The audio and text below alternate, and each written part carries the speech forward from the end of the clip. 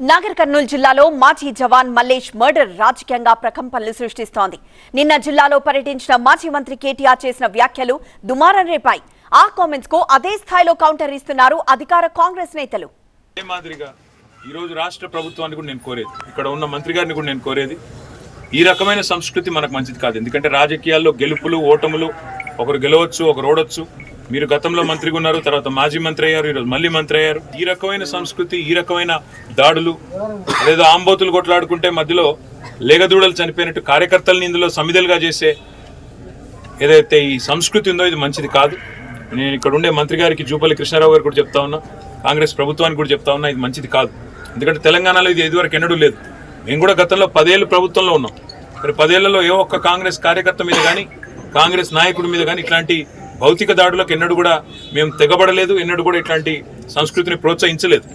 ఆనాడు కూడా మేము ఇట్లాగే అనుకుంటే, మీరు అనుకున్నట్టే మేము కూడా అనుకుంటే, ఈ ఫ్యాక్షన్ సంస్కృతిని పెంచాలనుకుంటే ఈ రకమైన పరిస్థితి ఉండేది కాదు.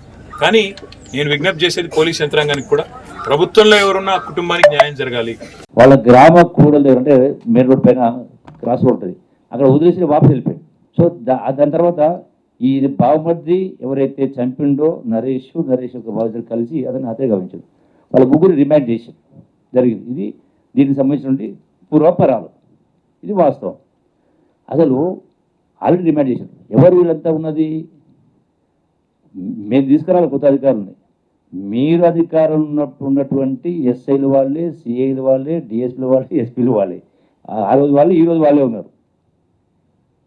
అంటే ఇటువంటి నిందారోపణలు చేసి హత్యను రాజకీయం వాడుకోవడం అనేది కేటీఆర్ స్థాయికి తగింది కాదు. భూమి తగాదాలో పాత కక్షలను దృష్టిలో పెట్టుకొని చంపిన విషయాన్ని కేటీఆర్ గారు అక్కడ పోయి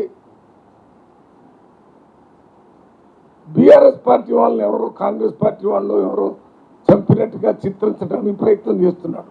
మేము ఈ కేసుకు సంబంధించిన A1 నుంచి A3 దాకా ఈ కేసు స్టోరీ మొత్తం ఇప్పుడే మీ అందరికీ పంపిస్తాను. మొత్తం పోలీస్ వ్యవస్థ నుంచి అన్ని తీసుకొని వచ్చాను. అది మీరు పంపిస్తే అర్థమవుతుంది. ఎందుకు చేస్తున్నారంటే ఇవి రేపు జరగబోయే పార్లమెంట్ ఎన్నికల్లో మేము మళ్ళీ గెలుస్తాము, గెలవాలనేటటువంటి ఒక దురాశ, ఆశతో చేయటం ప్రతి పార్టీ ఆశతో ఉంటుంది. కాంగ్రెస్ పార్టీ మీద తప్పుడు స్టేట్మెంట్ ఇస్తున్నారు. వాటన్నిటి కూడా తీవ్రంగా ఖండిస్తున్నాం.